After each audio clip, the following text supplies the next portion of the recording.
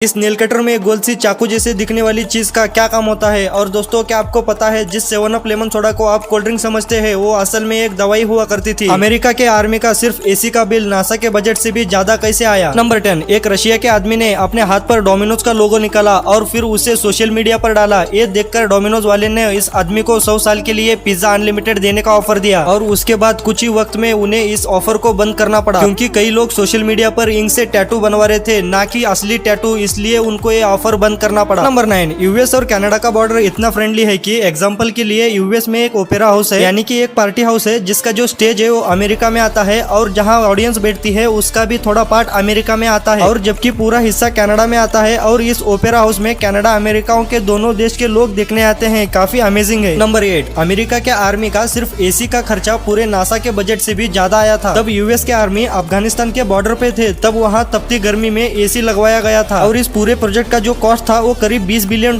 था और नासा का जो पूरा बजट है इससे भी कम है। नंबर 7, रशिया के इस विलेज को विलेज ऑफ द डेड कहा जाता है और ऐसा माना जाता है कि यहाँ जाने वाला कोई भी जिंदा नहीं लौटा। यहाँ पर भी कोई नहीं रहता, लेकिन यहाँ कई घर मौजूद है और ये घर आत्माओं के लिए बनाए गए हैं। ये रशिया के सबसे मिस्टीरियस जगह में से एक है। भाई, इतने छत्तीसगढ़ के रायपुर में संजीवनी हॉस्पिटल में छोटे बच्चों की हार्ट से रिलेटेड का कोई काम नहीं। हॉस्पिटल में सिर्फ दिल का इलाज होता है और इस हॉस्पिटल का शेप भी बिल्कुल दिल जैसा ही है।